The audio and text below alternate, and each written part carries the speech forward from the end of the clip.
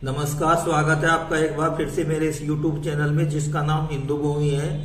इस वीडियो संदेश में मैं आपको बताऊंगा कि भगवान श्री कृष्ण का परलोक गमन कैसे हुआ और यदुवंशियों का नाश कैसे हुआ। इसके लिए मैं आपको महाभारत के एक अध्याय मौसल पर्व का एक प्रसंग सुना रहा हूं। आप इस प्रसंग को अच्छी तरह से देखिए। इसमें मैं आपको बताऊंगा कि भगवान श्री कृष्ण का परलोक गमन और यदुवंशियों का विनाश कैसे हुआ। महाभारत के पश्चात आपस में यादवों में प्रभास तीर्थ क्षेत्र में संघर्ष हुआ। महाभारत के मौसल पर्व में उस महाविनाश का वर्णन किया गया है, जिसमें यदुवंशियों में समुद्र के तट पर प्रभास तीर्थ क्षेत्र में आपस में संघर्ष हुआ था।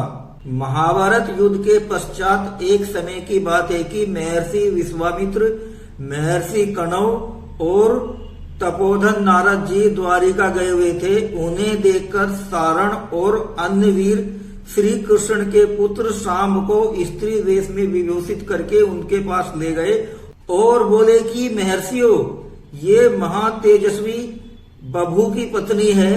बभू पुत्र के लिए लालायित हैं। आप अच्छी तरह से समझकर बताइए कि इस स्त्री के गर्भ से क्या उत्पन्न होगा। ऐसा कहकर जब उन्होंने उन ऋषियों का अपमान किया तो वे मुनि क्रोध में भरकर एक दूसरे की तरफ देखते हुए बोले कि मूर्खो, यह श्री कृष्ण का पुत्र शाम है और कृष्ण और अंधकवंशी पुरुषों का नाश करने के लिए लोहे का एक भयंकर मूसल उत्पन्न करेगा, जिसके द्वारा तुम जैसे क्रूर, दुराचारी और क्रोधी लोग अपने समस्त कुल का संहार कर डालोगे। केवल बलराम और श्री कृष्ण पर उनका वश नहीं चलेगा। ऋषियों के श्राप के कारण अगले ही दिन शाम ने लोहे का एक मूसल उत्पन्न किया तो यादवों ने इसकी सूचना राजा उग्रसेन को दी। उन्होंने इस मूसल का चूर्ण बनवाकर समुद्र में फेंकवा दिया। उसी पानी के प्रभाव से समुद्र के किनारे इरका नाम की एक घास उगी। भगवान श्री कृष्ण ने गांधारी का शाप सत्य करने के उद्देश्य से यदुवंशियों को तीर्थ करने की आज्ञा दी और सारे नगर में घोषणा करवा दी कि वे सब लोग समुद्र के तट पर प्रभास तीर्थ क्षेत्र में चलने की तैयारी करें।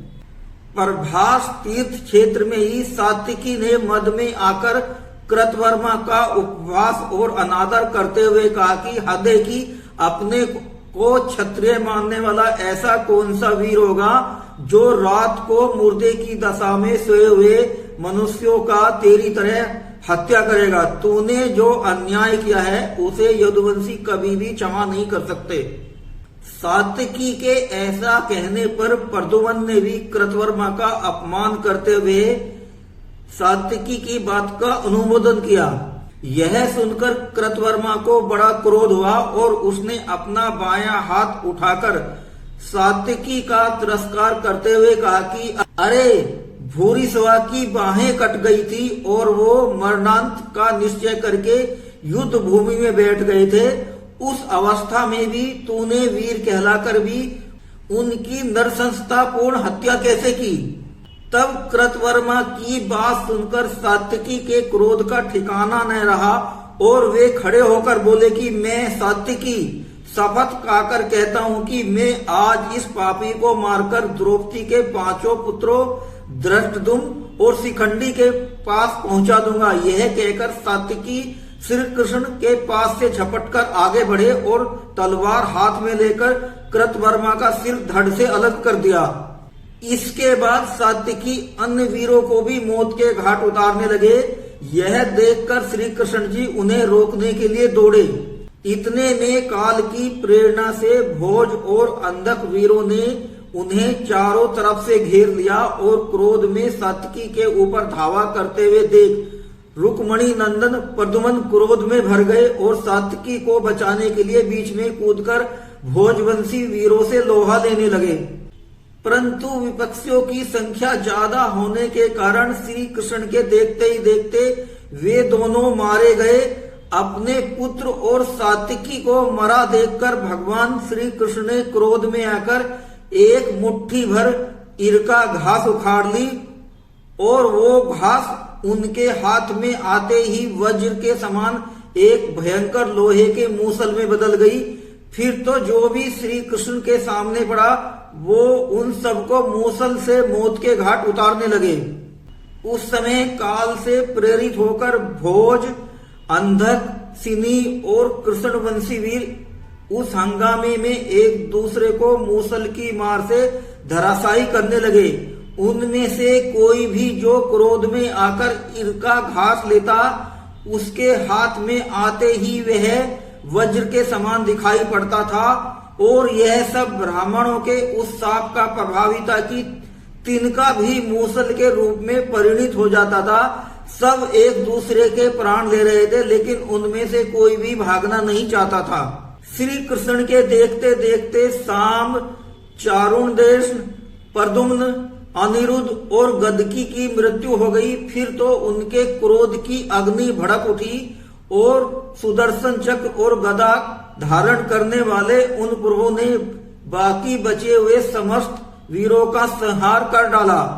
यह देख महातेजस्वी बभू और दारक भगवान श्री कृष्ण के पास आकर बोले, भगवान सबका विनाश हो गया है, इनमें से अधिकतर वीर आपके हाथों मारे गए हैं। अब हमें बलदेव जी का पता लगाना चाहिए।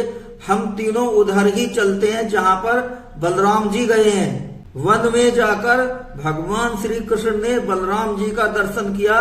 वे योग मुख हो समाधि लगाए हुए बैठे थे। श्री कृष्ण के देखते ही देखते उनके मुख से सफेद रंग का एक बड़ा सांप निकला जो समुद्र की ओर चला गया। उसके हजारों मस्तक थे। भाई बलराम के परलोक गमन के पश्चात संपूर्ण गतियों को जानने वाले दिव्यदर्शी भगवान श्री कृष्ण उस सूने वन में विचरने लगे और घूमते घूमते एक जगह भूमि पर बैठ गए और कुछ सोचने लगे। पूर्व काल में गांधारी ने जो उन्हें श्राप दिया था उसको याद करके उन्हें अपने को अंतर्ध्यान होने का उपयुक्त समय प्राप्त हुआ। वे महायोग समाधि का अवलंबन करके धरती पर लेट गए। उसी समय जरा नाम का एक शिकारी जो मुर्गों को मार ले जाने की इच्छा से उस स्थान पर आया और योग में स्थित सोते हुए श्री कृष्ण के पैरों में बाण मारकर उन्हें घायल कर दिया।